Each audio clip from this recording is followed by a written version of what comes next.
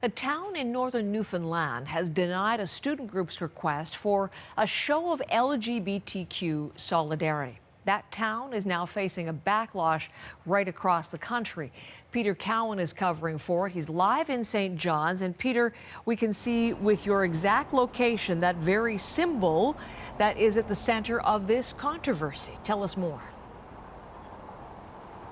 Yeah, Heather, here in St. John's, it wasn't really controversial when Memorial University actually painted one of the crosswalks here with those rainbow colors. It's a little bit faded now after the winter. It'll need a little bit of a touch-up for this year.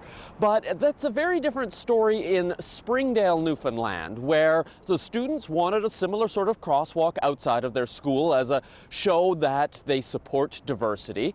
The town council voted against that request, saying it didn't want to be spending the money to support one specific group. And the mayor's comments haven't gone over well. Here's some of what he had to say. Church came to me, or a group of colored people came to me and wanted to request something, we would be saying the same thing. It has nothing to do with the gender or the sexuality choice that there has nothing to do. To accept it, I know for me personally, I accept everybody. But I don't want to segregate. I'm here to run a town, and I don't want to segregate, and I certainly don't want to use tax dollars to do so. Yeah, so his comments about colored people there haven't gone over well with quite a few people, but the good news is the students are going to have a second chance at tonight's council meeting in the town.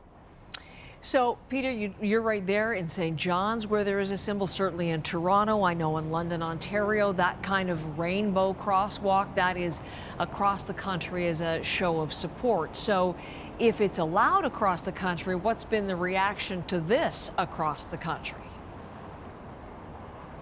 There's been a lot of people who've reached out to this group of students to let them know that they're not alone, that they do have support from people from coast to coast.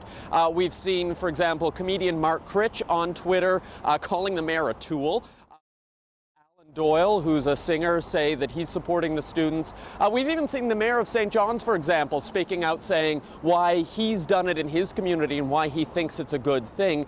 But this sort of move isn't surprising for one man who lives in Springdale and is gay. Have a listen to what he said. I was hoping it would be passed, but as I said, it's not a big surprise when you've been fighting this battle as long as someone like me has. I think it's a combination of two or three different things. I think it's a combination of small town mentality and not a lot of being used to seeing a lot of diversity. I also think from people who are a bit more broad-minded on the issue, I think it's also a fear of being too vocal. It's still a small town, everybody knows everyone, and I think people are afraid to speak out.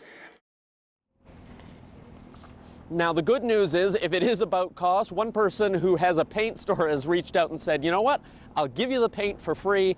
So town council will have to factor that in when they have that discussion this evening, Heather. This discussion this evening, we'll have the results of it tomorrow. And thank you, Peter, very much. Peter Cowan, who's live in St. John's, Newfoundland, for us today.